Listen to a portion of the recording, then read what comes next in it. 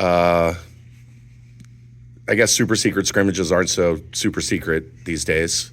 Anything you can talk about from Saturday, or did you get the result you were looking for? Well, I don't know about that. You know, I thought it was really productive. That's what I would say. It was good for us. I think if it's out, I mean, I haven't even checked and all that. So if it's out there, I mean, we scrimmage Pittsburgh, and I think Jeff will have a good team. Like, I think he'll have a smart, old, tough team, and that was really good for us. There's some things they do style-wise that were different than what we've played against on an everyday basis in practice, and that was really healthy for us. We learned a lot. We've had a chance to address some things, and we've had a more spirited week of practice this week for sure. Coach, as you get closer into the season, what are some of the finer details that you're working on over these last few days to prepare for that season opener? Yeah, I don't know if there's anything that's like mind-blowing from a preparation standpoint. It's, honestly, we've had overall to date, I'm proud of the preseason that we've had. I think when you get into that last week and you got some practices, it's going to be the same when we get a chance to get a week of practice during the year.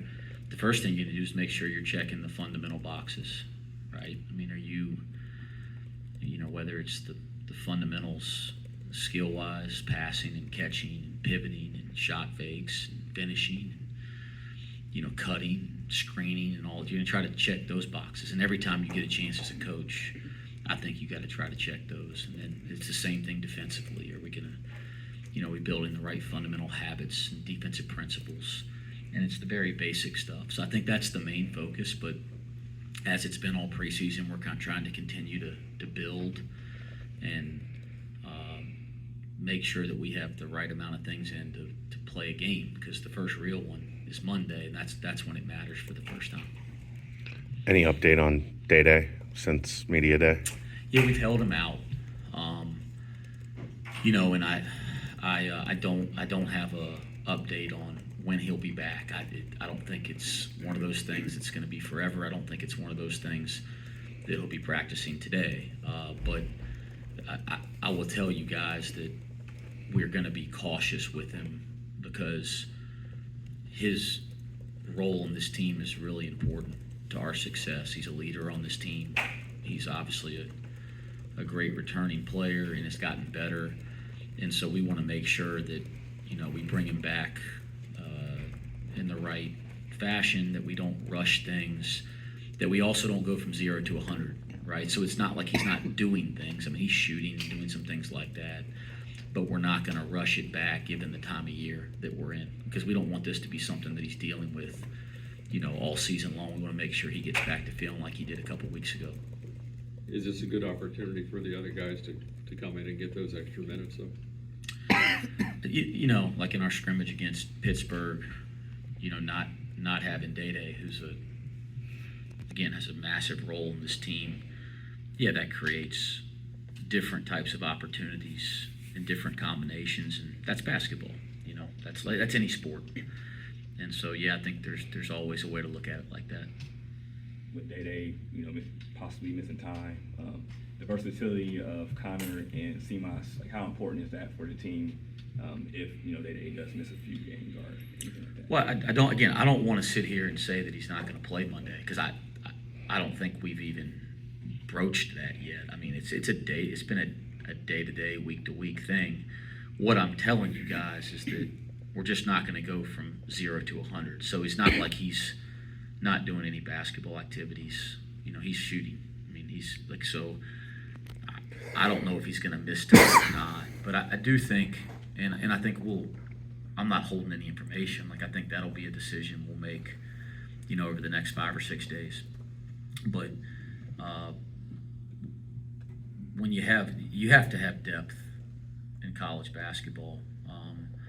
And, that was important to us as we were putting our roster together, and we have depth. So, there's a number of guys that should be able to collectively fill a void, but no doubt about it. I mean, I feel a lot better if Day-Day's playing. Wes, it was apparent last year you had a hungry team. Do you feel like you have a supremely confident team now with this group? I think you derive confidence from your work ethic, right? And I think you get really confident as a group when you go through some things together and overcome some things together. So I think we've had a respectable work ethic this off season. We have a group that's been through stuff together, at least some of these guys a year ago. We have a group that's going through some of those things now and will continue to. So, I don't ever want to sit here and make any statement about we're this or that, because it's still October. It's not even Halloween yet, right? What we're going to be will be very different than what we are now. But I expect us to be more confident than we were at this time last year because of what I just mentioned. And I expect that to keep growing as we continue to work hard and put our time and effort into it. And then we continue to go through things together as a group. I expect our confidence to grow throughout the year. This team, we got a lot of guys that came back and played significant minutes. From this year, from last year to this year, we've seen the evolution of the team. How more quickly you feel like this team will be ready for the Big 12 because of the minutes you guys have already played and already going through the dance once before? Yeah, I've said this a number of times. Our continuity from a year ago, it should be a strength. And if we're going to have the kind of year that we think we can have, or we're capable of having, then it will be a strength. But we can't just sit here and act like it's going to happen just because. We have to go out in that gym every day. And again, for the most part, I've been proud of that to date. But we got to make it a strength because it should be and it can be. But it's not going to just happen just because. It's because we got to continue to keep working and growing and all that kind of stuff. But like I said, to date, in a big picture way, I don't have any complaints about these guys' approach or work ethic. I've been proud of that. CJ had an interesting season last year, struggled with the hamstring injury, didn't really come back at the end of the year. What have you seen from his mindset, how he's approaching this year, and are you expecting him to be 100% healthy going into the start of the season? Yeah, CJ is so reliable, like you walk in the gym and you know what you're getting every single day. He's mature. He understands like how to approach this like a professional. And it's just steady every day. And that's been important, not just this year. It was important for us last year. And when we didn't have that, it affected us a lot. He's had a good summer from a health standpoint. He's had a really good fall and preseason from a health standpoint. And so, yeah, my expectation is that continues, right? There's been no reason to think that it won't. How do you judge a good practice, and does that judgment change when it's an off-season practice versus an in-season practice? No, a good practice, it's very, very simple. It's a great question. Did we reach our standard for our approach during that practice for the things that we can control? How we care, how we work, the edge or toughness that we want to play with, and then how we respond to things good and bad. Like that, if we reached our standard, and we've set standards for what that means in those areas, to me it's a good practice because that means you got better. Because the idea of every practice is that you improve, right? I never gauge a practice on how many shots we miss or make, or how many mistakes we make. But if our approach, the stuff that you have control over, if it's at the standard that we've set, and hopefully better, hopefully that standard's rising, then I think it's a very productive practice. And I think our guys, I think they understand that same evaluation of it. And we talk about that at the end of every practice. Did we do that or did we not do that? And if we did, we feel like we accomplished something that day. And the most of the practices we've had, we've been able to say that. You mentioned after the Ohio State game how you wanted this team to come in and approach practice that week like it was a 30-point blowout. Is that the similar mindset following the scrimmage versus Pitt with 1 week heading into Arkansas Pine Bluff? Yeah, I think what I was really referring to is just that regardless of, the results of what just happened, that you turn the page and you're just as hungry to improve, to grow, to get better, to attack it and approach it. And you could say that's when you have success. You can say it's when you have failure or anything in between. And that's the kind of mindset we're trying to have every day we walk in the gym, whether it's the summertime, the fall, the preseason, in season, whether it's in March. I mean, you're just trying to come into the gym with the right mindset and right approach every single day. And again, I'm proud of the steps we've taken to have that type of an approach and that type of a culture, but we're not there yet. We're still growing it. You've been playing a fair amount of guys. Do you anticipate that throughout the non-conference, and will that work itself out, or do you anticipate playing 8 to 10 guys? I think we've always, especially early in the year, I guess year 14 years as a head coach, I think early in the year we're always going to play, play a number of guys. I think number one, you build and utilize the depth of your roster.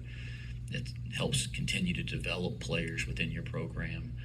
And I never understood how you play, 5 or 6 guys in November, and then, if something happens, you're playing somebody in January that hasn't had experience. I mean, you got to develop your team, and I think, again, depth is a strength of this team, and so we should be able to have a team where a lot of different guys can contribute. Do you look at it differently with a 20-game, 10-week, gauntlet once Big 12 play starts? You haven't lived it yet, but do you look at that and think even more than ever we might need to develop that depth because it's going to be, exhausting getting through that Big 12 slate? It was I've said it, it was awesome last year. It was hard and it was challenging, and I would imagine that, I guess there's a couple teams in our league. I would guess even the teams in our league that were sitting at the very top of it felt like by the end it was really challenging last year. That's how hard our league is. We had Houston and Kansas and Iowa State and Baylor. These guys were all high seeds in the tournament, and I'm probably forgetting somebody, but I would venture to guess if you asked their programs and coaches, and they finished at the top of our league last year, that they said, man, that was hard, and that challenged us, and like the day after day, the game after game. And I'm saying all that because it's awesome. It's what brings the best out of you as a competitor. And so last year's schedule did. Well, now, as you said, it's 20 league games and 20 play dates. So there's no buys. We had two buys. It was 8. I want to say it was 18 and 20 play dates last year. So you take away those 2 buys, I think it's going to put an even higher level of mental and physical stress on your team in January and February when the games, obviously, because they're in league, matter a little bit more. And the good news is it's equal. It's not like that's just the Bearcats and everybody else gets a bunch of buys. I mean, that's the whole league. But I do think depth mattered last year in the Big 12. I think it'll for sure matter quite a bit this year. Yeah. 2 more. CMOS mentioned at Big 12 Media Days, one of the reasons he wanted to come back was this being the best place for his personal development. How much has the addition of Tim Buckley helped with that continued development of your perimeter players and team as a whole? Yeah, I got a great staff, guys. I mean, I probably said that a number of times publicly. I won't stop saying it. I'm fortunate there, very fortunate. And so, when you talk about our players' personal and development as players, right? So their development on the court or physically, but also their personal development. Our entire staff has a massive impact on that. I think we value when we add people to our program and our staff. We value people that align with that. Like we have those values. So if we're going to hire somebody, we want somebody else that has those shared values. And I think for for the most part, we've done an excellent job of attracting people like that. Tim Buckley is one of us in that way. So yeah, he's having a profound effect on our guys for sure, like the other guys on my staff. Put a ton of work in to earn a spot in the preseason poll. What do you hope the atmosphere is like those opening 3 home games here, West, to kick off the season? Oh man, listen, I'm always just, we talk about gratitude a lot in our locker room, and I'm always grateful when I walk out of that tunnel that I coach at Cincinnati, because there's a lot of people that care, and so every time I've run out of that tunnel, I don't ever take it for granted, but I appreciate the people that are in their seats and screaming and cheering for us, and all those kind of things. So yeah, we talk about it with our players. We talk about it with recruits. We think we have one of the best environments in college basketball, and I look forward to our fans going out there and proving that statement right. I really do. But I don't have a lot of concern about it. I would say keep doing it, but do it even better. Thanks, Coach. Yeah, thanks, guys.